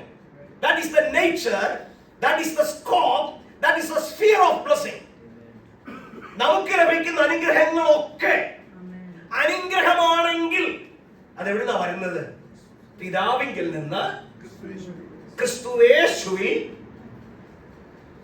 വരുന്ന ആത്മീകം പരിശുദ്ധാത്മാവിനാൽ. അങ്ങനെയുള്ളത് മാത്രമേ എന്താകത്തുള്ളൂ? അനുഗ്രഹമായിട്ട് തീരത്തുള്ളൂ. പഴയ നിയമത്തിന്റെ ഭാഗങ്ങൾ നമ്മൾ വായിക്കുമ്പോൾ പഴയ നിയമത്തിൽ നമ്മൾ വായിക്കുമ്പോൾ ഈ അനുഗ്രഹങ്ങളൊന്നും സ്പിരിച്വൽ അല്ല. Gaining through the holy spirit, material blessings ആണ്. ആവർത്തന പുസ്തകം 28-ാം അധ്യായം നമ്മൾ വായിക്കുമ്പോൾ എടുക്കണ്ട, നീ അകത്ത് വരുമ്പോൾ അനുഗ്രഹിക്കപ്പെടും, നീ പുറത്തു പോകുമ്പോൾ അനുഗ്രഹിക്കപ്പെടും, നിന്റെ മൃഗങ്ങളുടെ വേറും പിറപ്പും അനുഗ്രഹിക്കപ്പെടും, നിന്റെ വാലല്ല തലയാക്കും. ഇവര് പ്രവാചകന്മാരൊക്കെ പറയും വിശ്വസിച്ചൊന്നും ചെയ്തേക്കും. ഈ അനുഗ്രഹങ്ങളൊക്കെ ആരുടെ അനുഗ്രഹങ്ങളാണ്? ഇസ്രായേലിന് ദൈവം കൊടുത്ത മെറ്റീരിയൽ ബ്ലെസ്സിങ്സ് ആണ്. മെറ്റീരിയൽ ബ്ലെസ്സിങ്സ് ആണ്. പുതിയ നിയമ ദൈവമക്കളായിരിക്കുന്ന നമുക്ക് തരുന്ന അനുഗ്രഹം മെറ്റീരിയൽ ബ്ലെസ്സിങ്സ് അല്ല, സ്പിരിച്വൽ ബ്ലെസ്സിങ്സ്, ആത്മീക അനുഗ്രഹങ്ങളാണ്. എന്ന് പറഞ്ഞാൽ blessings that come through the Holy Spirit. നിങ്ങൾ അപ്പോസ്തലപ്രവൃത്തികളുടെ പുസ്തകം 19-ാം അധ്യായത്തിലേക്ക് പോയാൽ അവിടെ പൗലോസ് ഈ എഫെസോസിൽ ചെല്ലുന്ന കാഴ്ച കാണാൻ കഴിയും. ആക്ട്സ് ചാപ്റ്റർ 19 പൗലോസ് പല സ്ഥലങ്ങളിലൂടെ യാത്ര ചെയ്ത് എഫെസോസിൽ ചെല്ലുക. ആദ്യം അവരോട് ചോദിച്ച ചോദ്യം എന്താണെന്നറിയാമോ? നിങ്ങൾ വിശ്വസിച്ചിട്ട് പരിശുദ്ധാത്മാവിനെ പ്രാപിച്ചുവോ? അന്യഭാഷ അവിടെ പറഞ്ഞു എന്ന് അറിയിച്ചിട്ടുണ്ട്. അന്യഭാഷ പ്രാപിച്ചോ എന്നല്ല ചോദിച്ചത്. ചോദിച്ചെന്താ? നിങ്ങൾ വിശ്വസിച്ചിട്ട് എന്താ ചോദിക്കാൻ കാരണം? ലഭിക്കേണ്ട അനുഗ്രഹങ്ങളൊക്കെ എവിടുന്നാണ് വരേണ്ടത്? പരിശുദ്ധാത്മാവിൽ നിന്നാണ് വരേണ്ടത്. അവിടെ മറ്റൊരു പദം കൂടെ പറഞ്ഞിട്ടുണ്ട്. അതുകൂടെ പറഞ്ഞ് ഞാൻ ഇന്ന് പകല് അവസാനിപ്പിക്കാം. അവിടെ പറഞ്ഞിരിക്കുന്നത് സ്വർഗത്തിലെ സകല ആത്മീക അനുഗ്രഹത്താൽ. അനുഗ്രഹങ്ങൾ ആത്മീകമാണ്. അത് വന്നത് പിതാവിൽ നിന്നാണ്. Source of the blessing is father. The sphere of the blessing is in Christ. ഞാൻ അല്പം കൂടെ എടുക്കാവുന്ന അപ്പൊ ഈ അനുഗ്രഹം പ്രാപിക്കണമെങ്കിൽ ആർക്കെ ഈ അനുഗ്രഹങ്ങൾ പ്രാപിക്കാൻ പറ്റത്തുള്ളൂ? ക്രിസ്തുവിൽ, ഇൻ ക്രൈസ്റ്റ്, ക്രിസ്തുവിലൂടെ മാത്രം. എന്ന് പറഞ്ഞാൽ ക്രിസ്തുവിനെ പ്രാപിക്കുന്നതിലൂടെയല്ല. പൗലോസിന്റെ ഭാഷയാണ്. യോഹന്നാൻ സിമിലറായി പറഞ്ഞിട്ടുണ്ട്. യോഹന്നാൻ പറഞ്ഞു, ഞാൻ നിങ്ങളിലും നിങ്ങൾ എന്നിലും, എന്നിൽ വസിപ്പീൻ.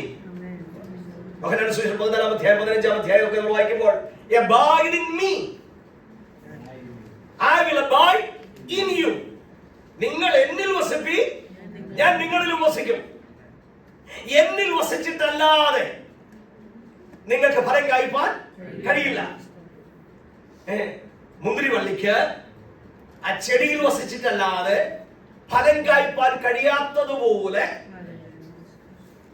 നിങ്ങൾക്ക് എന്നിൽ വസിച്ചിട്ടല്ലാതെ. What is the meaning of in Christ? ക്രിസ്തുവിൽ ആണെന്ന് പറഞ്ഞാൽ അതിന്റെ അർത്ഥം എന്താ? ഞാൻ വിളിക്കുന്നവർക്ക് അമ്മമാരാ, നിങ്ങൾ കുഞ്ഞുങ്ങൾക്ക് ജന്മം നൽകിയിട്ടുള്ളവരാ. നിങ്ങളുടെ ക്ഷേമ കാര്യ അവരുടെ ഉള്ളിൽ വളരുന്ന ആ കുഞ്ഞിന് ആവശ്യമുള്ളതൊക്കെ കിട്ടുന്നത് എവിടുന്ന? എവിടുന്നാ കിട്ടുന്നത്? രാവിലെ ബ്രേക്ക്ഫാസ്റ്റ് കൊടുക്കുന്നുണ്ടോ? ലഞ്ച് കൊടുക്കുന്നുണ്ടോ? ഡിന്നർ കൊടുക്കുന്നുണ്ടോ? ഇല്ല. പിന്നെ എവിടുന്നാ കിട്ടുന്നത്? പക്ഷെ അമ്മയുടെ അകത്താണ് അല്ലേ? സ്തോത്രം. അപ്പൊ അമ്മയ്ക്ക് ലഭിക്കുന്നതൊക്കെ that is the sphere in Christ. ക്രിസ്തുവിലാണ് സകല അനുഗ്രഹങ്ങളും ദൈവം വച്ചിരിക്കുന്നത്. അപ്പൊ ക്രിസ്തുവിലൂടെ അല്ലാതെ ഒരാത്മീക അനുഗ്രഹവും എനിക്കും നിങ്ങൾക്ക് ലഭിക്കുകയില്ല.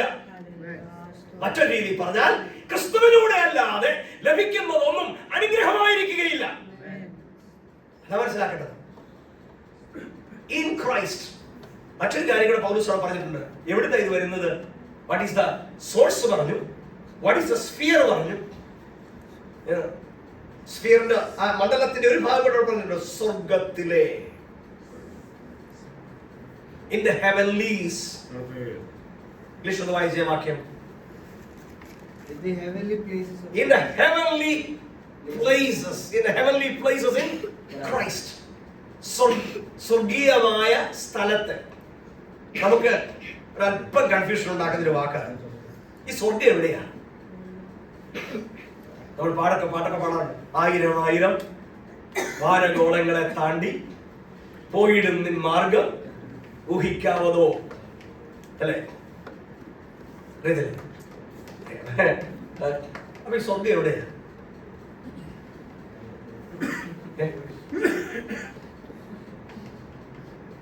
ഓക്കെ, എന്നാ ചോദ്യമല്ലേ? ഈ സ്വർഗം എവിടെയാ?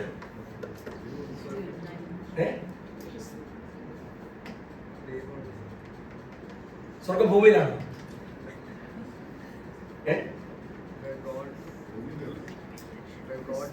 അല്ല എന്ന് പറയാൻ പറ്റില്ല. അല്ലെന്ന് പറയാൻ പറ്റിയതാണ്. പറയാൻ പറ്റത്തില്ല. നീ മാത്രം ഞാൻ കേട്ട് എന്തോ പറയാൻ പറ്റത്തില്ല. ദൈവം എവിടെ വസിക്കുന്നവിടെ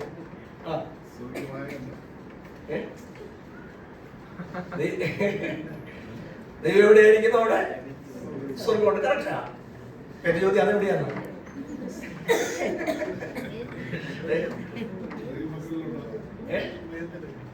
ഹൃദയത്തിലാണ്. സ്വർഗ ഹൃദയത്തിലാണോ? നമ്മളങ്ങോട്ടാണോ പോകുന്നത്? മുകളിലാണോ? പുതിയ നമ്മുടെ ന്യൂ തിയോളജിസ്റ്റ് വരുന്നുണ്ട്. നമ്മൾ വേദപുസ്തകത്തിൽ വായിക്കുന്നത് എന്തുവാ? അവർ സിറ്റിസൺഷിപ്പ് ഈസ് ഇൻ ഹെവൻ. നമ്മുടെ പൗരത്വമോ സ്വർഗത്തിലാകുന്നു. അവിടെ നിന്ന് കർത്താവായ യേശു വരുമെന്ന് നാം കാത്തിരിക്കുന്നു. കർത്താവിന്റെ പ്രാർത്ഥനയിൽ എന്താ നമ്മൾ ചൊല്ലുന്നത്? നമ്മൾ ചൊല്ലാറില്ല, സ്വർഗസ്ഥനായ ഞങ്ങളുടെ പിതാവേ, our Father in heaven. സ്തോത്രം. ലൂക്കോസിന്റെ സുവിശേഷത്തിൽ പഠിക്കുന്നത് നിങ്ങളുടെ പേര് സ്വർഗത്തിൽ എഴുതപ്പെട്ടിരിക്കുന്നു അല്ലെ? നമ്മുടെ കർത്താവ് സ്വർഗത്തിലാണ്. കൊലോസ്യ ലേഖനം 3-ാം അധ്യായത്തിന്റെ 1-ാം വാക്യത്തിൽ വായിക്കുന്നത് ഭൂമിയിലുള്ളതല്ല ഉയരത്തിലുള്ളത് തന്നെ, സ്വർഗത്തിലുള്ളത് തന്നെ ചിന്തിപ്പീൻ. അങ്ങനെയല്ല വായിക്കുന്നത്. See the things not earthly but heavenly. Yeah. ഒരു ചെറിയ സ്വർഗം തീർച്ചയായും ഉയരത്തിലായിരിക്കാം, ഈ പ്രപഞ്ചത്തിന് വെളിയിലായിരിക്കാം. പക്ഷെ ഈ പ്രപഞ്ചത്തിന് വെളിയിലാണെങ്കിൽ ഇപ്പോഴെങ്കിൽ എത്ര സമയം വേണം? നമ്മുടെ ഇന്നത്തെ കണക്കനുസരിച്ച് ഈ പ്രപഞ്ചത്തിന്റെ അതിരി ചെല്ലണമെങ്കിൽ എത്രയാ ശിക്ഷ? 1350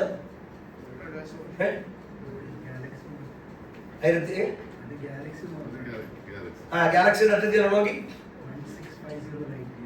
1350 ലൈറ്റ് ഇയേഴ്സ്. 1350 പ്രകാശവർഷങ്ങൾ സഞ്ചരിക്കണം.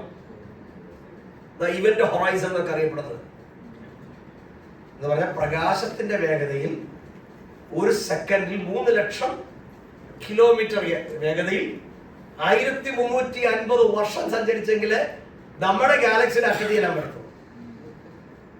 അപ്പൊ പ്രപഞ്ചവും അപ്പൊ അതിനപ്പുറത്താണ് സ്വർഗം. അങ്ങനെയാണെങ്കിൽ എന്ത് ചെയ്യുന്നു സ്വർഗത്തിൽ? നമ്മൾ പഠിപ്പിക്കുന്ന 7 വർഷം കൊണ്ട് അവിടെ ചെന്ന് തിരിച്ചു വരുമെന്നൊക്കെ ഇങ്ങനെയൊക്കെയല്ലേ നമ്മൾ പഠിപ്പിക്കുന്നത്. എഫെസ്യ ലേഖനത്തിലേക്ക് തന്നെ നമുക്കൊന്ന് പോകാം, എന്നിട്ട് നമുക്ക് അവസാനിപ്പിക്കാം. എഫെസ്യ ലേഖനം പറയുന്ന ചില വാക്കുകളുണ്ട്.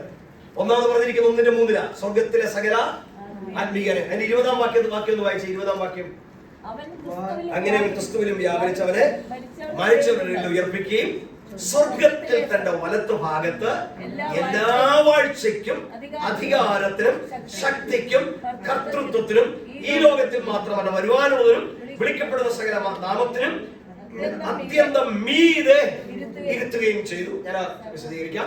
ഇനി 2-ാം അധ്യായത്തിന്റെ 6-ാം വാക്യം ഒന്ന് വായിച്ച്. നിങ്ങൾ രക്ഷിക്കപ്പെട്ടിരിക്കുക നമ്മെക്കുറിച്ചുള്ള വാത്സല്യത്തിൽ തന്റെ കൃപയുടെ അത്യന്ത ധനത്തെ വരുംകാലങ്ങളിൽ കാണിക്കേണ്ടതിന് ക്രിസ്തുയേശുവിൽ അവനോടുകൂടെ ഉയർത്തെഴുന്നേൽപ്പിച്ച് സ്വർഗത്തിൽ ഇരുത്തുകയും ചെയ്തു. ഇനി അതിന്റെ 3:10 വായിച്ച്. 3:10 അങ്ങനെ ഇപ്പോൾ സ്വർഗത്തിൽ അധികാരങ്ങൾക്കും ദൈവത്തിന്റെ വികൃതമായ ജ്ഞാനം അവൻ നമ്മുടെ കർത്താവായ യേശുക്രിസ്തുവിൽ നിവർത്തിച്ച അനാദി നിർണയ പ്രകാരം സഭ മുഖാന്തരം അറിവായി വരുന്നു. അങ്ങനെ ഇപ്പോൾ സ്വർഗത്തിൽ വാഴ്ചകൾക്കും അധികാരങ്ങൾക്കും മീതെ. ഇനി 6-ാം അധ്യായത്തിന്റെ 12-ാം വാക്യം ഒന്ന് വായിച്ച്. 6:12 നമുക്ക് പോരാട്ടമുള്ളത് ജഡരക്തങ്ങളോടല്ല, വാഴ്ചകളോടും അധികാരങ്ങളോടും ഈ അന്ധകാരത്തിന്റെ ലോകാധിപതികളോടും സ്വർലോകങ്ങളിലെ ദുഷ്ടാത്മ സേനയോട് മാത്രമേ. സാധാരണ പറയുന്നത് ഈ പറഞ്ഞിരിക്കുന്ന 6-ാം അധ്യായത്തിൽ പറഞ്ഞിരിക്കുന്നത് നമ്മുടെ എയറാണ്, വായു, നമ്മുടെ എന്താ പറയുക, ഭൂമിയെ പറ്റുന്ന ഈ വായുമണ്ഡലം, അതാണ് 1-ാം സ്വർഗം. 12 കൊരിന്ത്യർക്കെഴുതിയ 2-ാം ലേഖനം 12-ാം അധ്യായത്തിൽ പൗലോസ് പറയുന്നത് ഞാൻ 3-ാം സ്വർഗത്തോളം എടുക്കപ്പെട്ടു. പക്ഷേ ഈ വായുവാണ് സ്വർഗം, അല്ലെങ്കിൽ അവിടെയാണ് കാര്യങ്ങളെന്നുള്ള നിലയിൽ എനിക്ക് അക്സെപ്റ്റ് ചെയ്യാൻ ഇച്ചിരി ബുദ്ധിമുട്ടുണ്ട്. പക്ഷെ വേദപുസ്തകം പറയുന്ന ഈ വാക്യങ്ങളിൽ നിങ്ങൾക്ക് മനസ്സിലാക്കാൻ പറ്റുന്നത് അത് എവിടെയും ആയിക്കൊള്ളട്ടെ, അത് പ്രപഞ്ചത്തിന് വെളിയിലാകട്ടെ, പ്രപഞ്ചത്തിനകത്താകട്ടെ, എവിടെയും ആയിക്കൊള്ളട്ടെ, പക്ഷെ ഈ വാക്യങ്ങളിൽ നിന്ന് നമുക്ക് മനസ്സിലാക്കാൻ കഴിയുന്ന ഒരു കാര്യമുണ്ട്. നമുക്ക് ദൃശ്യമല്ലാത്ത, നമുക്ക് മനസ്സിലാക്കാൻ കഴിയാത്ത മറ്റൊരാത്മീക യാഥാർത്ഥ്യത്തിന്റെ മണ്ഡലമാണ് സ്വർഗം. ഞാൻ ഒന്നുകൂടെ പറയാം. That is the domain of a spiritual reality which we cannot see or which we cannot understand. പഴയ നിയമത്തിൽ ഒരു ഉദാഹരണം എടുത്ത് പറയാൻ പറ്റും. എലീശ, നമുക്കറിയാം, എലീശ ഒരു ദിവസം നോക്കുമ്പോൾ അവന്റെ ശിഷ്യൻ നോക്കുമ്പോൾ കാണുന്ന അരാമ്യ പട്ടാളങ്ങള് എലീശയെ പിടിക്കാനായിട്ട് മല മുഴുവനും വളഞ്ഞിരിക്കുക. അവൻ നിലവിളിച്ചപ്പോൾ എലീശ എന്താ പ്രാർത്ഥിച്ചത്? ഇവന്റെ കണ്ണൊന്ന് തുറക്കണം. കണ്ണ് തുറന്നോ? തുറന്നപ്പോ എന്താ കണ്ടത്? അഗ്നിമയമായ അശ്വങ്ങളും രഥങ്ങളും കൊണ്ട് മല നിറഞ്ഞിരിക്കുന്നു. ഇപ്പൊ എവിടുന്ന അത് വന്നത്? ആരുടെയാ? ദൈവത്തിന്റെ അല്ലേ? അതാരാ അയച്ചത്? അപ്പൊ എവിടുന്ന അയച്ചത്? ഇതാ എലീശ ആദ്യം കണ്ടായിരുന്നോ? കണ്ടു. പക്ഷെ എലീശയുടെ ശിഷ്യൻ കണ്ടോ? അതൊരു യാഥാർത്ഥ്യമായിരുന്നോ? അതെ, റിയാലിറ്റി. എലീശയുടെ ശിഷ്യൻ കണ്ടില്ല, പക്ഷെ റിയാലിറ്റി ആണോ? റിയാലിറ്റിയാണ്. When his eyes were opened, ഇവിടെ പറയുകയാണ്, നിങ്ങൾ മരിച്ച് ഉയർത്തെഴുന്നേറ്റ് യേശുക്രിസ്തുവിനോടുകൂടെ എവിടെ ഇരിക്കുന്നു? സ്വർഗത്തിൽ ഇരുത്തപ്പെട്ടിരിക്കുന്നു. ആരെ കുറിച്ചാണ് പറഞ്ഞിരിക്കുന്നത്? നമ്മളെ കുറിച്ച് അല്ലെ? പിതാവിന്റെ വലത്തുഭാഗത്ത് സ്വർഗത്തിലിരിക്കുന്നു. എന്നോട് വായിച്ചത്. ഇനി മറ്റൊരു കാര്യം പറയാം, അത് ഇവിടെ താഴത്തെ ലെവലായിരിക്കാം.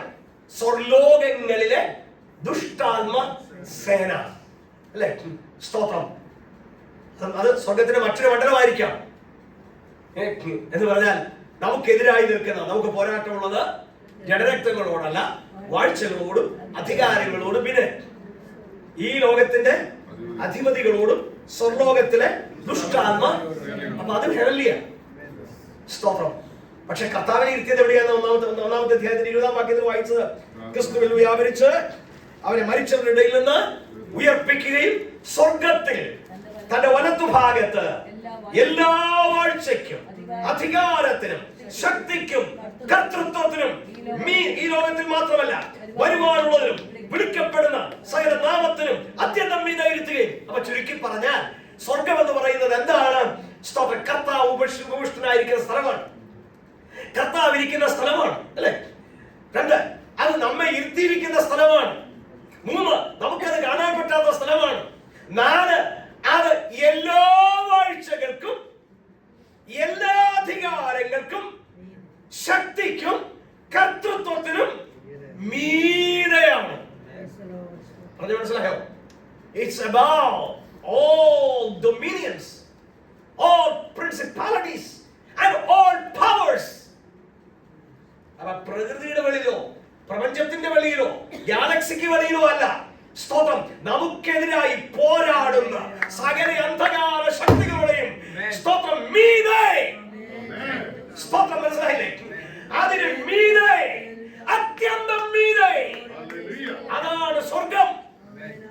അപ്പൊ ചുരുക്കി പറഞ്ഞാൽ ദൈവം താൻ ദൈവമായി മറ്റൊന്നിനെയും അനുവദിക്കാതെ ദൈവം താൻ ദൈവമായി റൂള് ചെയ്യുന്ന മണ്ഡലമാണ് സ്വർഗം. പറയാണ് സ്വർഗത്തിൽ നിന്നുള്ള അനുഗ്രഹങ്ങൾ. That is the blessing. അതിൽ കൂടി എന്ത് ബ്ലെസ്സിംഗ് വേണം? അതിൽ കൂടി എന്ത് ബ്ലെസ്സിംഗ് വേണ്ടത്? സ്വർഗത്തിലെ സകല ആത്മീയമായ അനുഗ്രഹങ്ങൾ. അപ്പൊ നമുക്ക് ഓർക്കണം, അത് നമുക്ക് കാണാൻ പറ്റുന്ന മണ്ഡലമല്ല. എബ്രായർ 11 അധ്യായം വായിച്ചിട്ടുണ്ട്. ഓരോ ഉത്തമമായതിനെ, ശ്രേഷ്ഠമായതിനെ, സ്വർഗീയമായതിനെ തന്നെ വഞ്ചിച്ചിരുന്നു. അബ്രഹാമിനെ കുറിച്ച് പറയാം. എന്താണ് സ്വർഗീയം? ദൈവം താൻ ശില്പിയായി പണിതതും അടിസ്ഥാനമിട്ടതുമായ പട്ടണത്തിന് വേണ്ടി കാത്തിരുന്നു. അപ്പോൾ ഒരു കാര്യം ഓർക്കണം, സ്വർഗീയമായ അനുഗ്രഹങ്ങളുടെ ദൃശ്യം കാണണമെങ്കിൽ എന്താ സംഭവിക്കേണ്ടത് അറിയാമോ? 16-ാം വാക്യം ഇപ്പോൾ തൽക്കാലം ഒന്ന് വായിച്ചുവിടാം.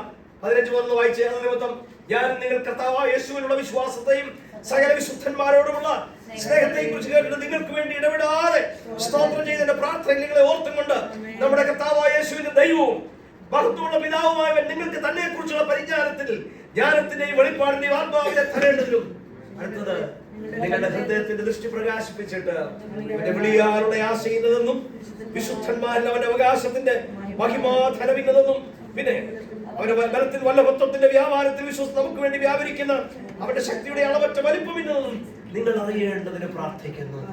അപ്പോൾ ഇത് കാണണമെങ്കിൽ നിങ്ങളുടെ ഹൃദയത്തിന്റെ ദൃഷ്ടി പ്രകാശിക്കണം.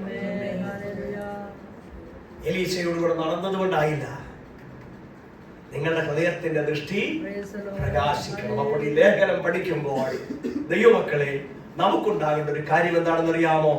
ദൈവം നമുക്ക് വേണ്ടി ഒരുക്കിയിട്ടുള്ള കൃപയുടെ അത്യന്ത ധനം, ക്രിസ്തുവിലെ മഹത്തായ ധനം, അത് കാണാൻ പരിശുദ്ധാത്മാവ് നമ്മുടെ കണ്ണൊന്ന് തുറക്കണം. ഒറ്റ ചിന്തയോടെ പറഞ്ഞതുപോലെ അവസാനിപ്പിക്കുക. അപ്പൊ ഈ നോക്കിക്കേ, സ്വർഗത്തിലെ സകല, ആ വാക്യമെങ്കിലും കാണാൻ പഠിക്ക്, സ്വർഗത്തിലെ സകല ആത്മീക അനുഗ്രഹത്താലും. അപ്പൊ അനുഗ്രഹം വരുന്നത് സ്വർഗത്തിൽ നിന്നാണ്. അത് ആത്മീയമായ അനുഗ്രഹമാണ്, പരിശുദ്ധാത്മാവാണ് തരുന്നത്. ആരാണ് അനുഗ്രഹിച്ചത്? നമ്മുടെ കർത്താവും രക്ഷിതാവുമായ യേശുക്രിസ്തുവിന്റെ പിതാവായ ദൈവമാണ്. എങ്ങനെയാണിത്? അവനിൽ, ക്രിസ്തുവിൽ ആണ് നമ്മളെ അനുഗ്രഹിച്ചത്. സ്തോത്രം. അപ്പൊ ഈ ക്രിസ്തുവിൽ ആകുക എന്നുള്ളതിന്റെ അർത്ഥം ഞാൻ പറഞ്ഞല്ലോ, the riches of glory, the riches of grace, the riches of mercy, the riches of Christ. മറ്റൊരു പദം ഞാൻ പറഞ്ഞല്ലോ, fullness, inheritance,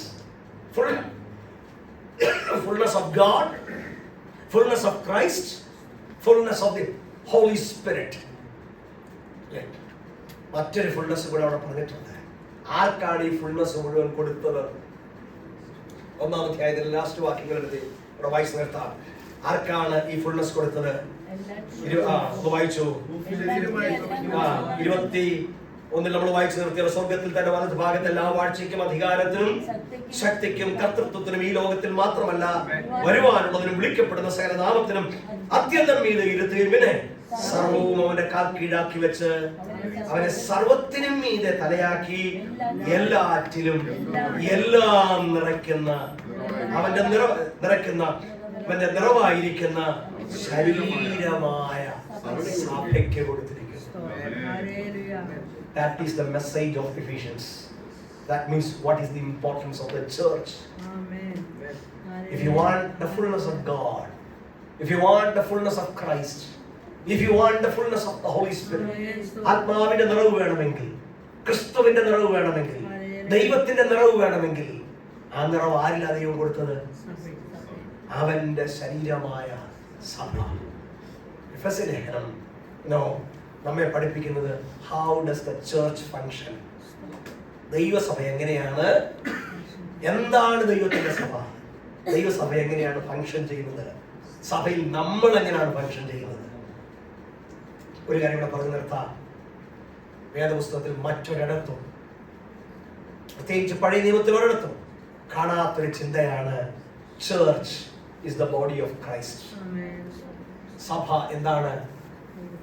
ക്രിസ്തുവിന്റെ ശരീരമാണ് എന്ന് പറഞ്ഞാൽ അതിന്റെ അർത്ഥം എന്താ? How should church function? ദൈവസഭ എങ്ങനെയാ ഭരിക്കുക? ദൈവസഭ എങ്ങനെയാ ഫംഗ്ഷൻ ചെയ്യേണ്ടത്? നിങ്ങളുടെ ശരീരത്തിൽ ഫങ്ഷൻ ചെയ്യാത്ത ഏതെങ്കിലും അവയവമുണ്ടോ? ഏതെങ്കിലും ഒരു അവയവം അത് പ്രാധാന്യമുള്ളതെന്ന് നിങ്ങൾ തോന്നട്ടെ, പ്രാധാന്യമില്ലാത്തതെന്ന് തോന്നട്ടെ, അത് കുട്ടികളെ നിങ്ങൾ ആഗ്രഹിക്കുമോ? ആഗ്രഹിക്കുമോ? ഇല്ല. Every organ has a function and every organ must function. എല്ലാ ഓർഗനും ഫങ്ഷൻ ഉണ്ട്.